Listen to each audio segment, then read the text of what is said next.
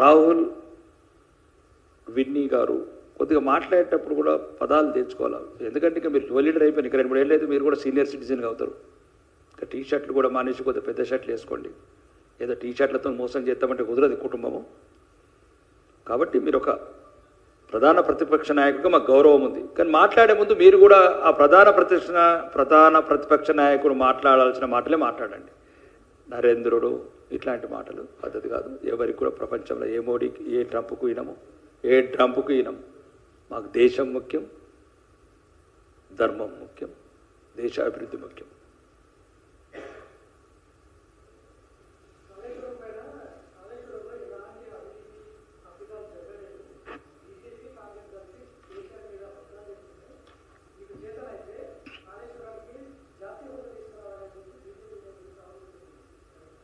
No, ఇప్పుడు జాతీయ హోదా ఏంది? కాళేశ్వరం ప్రాజెక్టు డిపిఆర్ వచ్చి 38,000 కోట్లు, 1,20,000 కోట్లు ఎట్లా అయింది?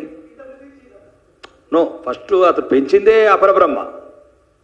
దాని డిజైన్స్ మార్చి ఒక దగ్గర కట్టాల్సిన ఇంకో దగ్గర కట్టి, ముఖ్యంగా ఇప్పుడు అపరబ్రహ్మ ఎందుకు? ఇప్పుడు ముఖ్యంగా ఇది ఒకటి చెప్పాలి మీకు.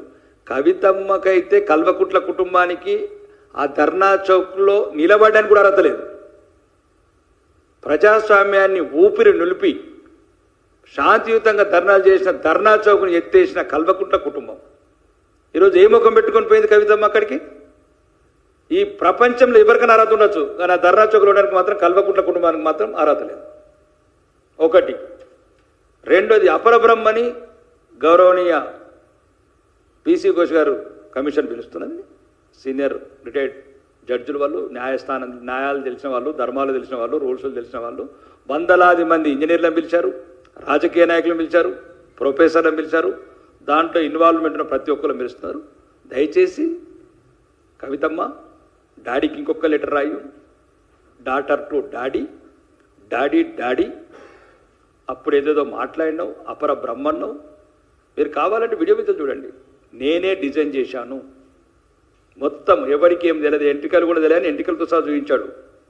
ఈ డిజైన్ నేనే చేశాను, స్ట్రక్చరల్ డిజైన్ చేశాను, 1,00,000 కోట్లు నేను చేశాను అన్నాడు. ఇప్పుడు అడుగుతారు కమిషన్ ముందు ఏం అడుగుతారంటే, స్ట్రక్చరల్ డిజైన్ కోర్స్ ఎక్కడ చేసినావు అపరబ్రహ్మ, ఏ ఇంజనీర్ ఎక్కడ చేసినావు అపరబ్రహ్మ అని అడుగుతారు. ఇప్పుడు అది చెప్పమను మీ అయ్యని. ఏ కాలేజీలో చదివిండు సివిల్ ఇంజనీరింగ్, ఎన్ని ప్రాజెక్టులు కట్టిండు? ప్రాజెక్టులు అంటే మళ్ళీ అవి అనుకున్నారు, ఏం కట్టిన అనుకున్నారు, ఏ ప్రాజెక్టులో పనిచేసిండు, ఎంత సీనియారిటీ ఉంది, ఇట్లా ఈ అపరబ్రహ్మ సంగతి ఇప్పుడు కమిషన్ తేలుస్తుంది. కాబట్టి మీరు ఇప్పుడున్న కాంగ్రెస్ సర్కార్తో కుమ్మక్కై ఎన్ని వేల కోట్ల లావాదేవీలు జరుపుకుంటారు, అన్నిటి మీద నిఘా పెట్టినాము. మీకు ఈడీ ఒక్కటే చూపించడం, ఇంకా చాలా డీల్ అని చూపించాలి మేము. ఈడీ ఒక్కటే కాదు, ఇంకా చాలా డీల్ ఉన్నాయి. ఏదేదైతే అవినీతి సొమ్ము ఉన్నదో మొత్తం కక్కిస్తాం మీ కుటుంబం నుంచి. Thank you.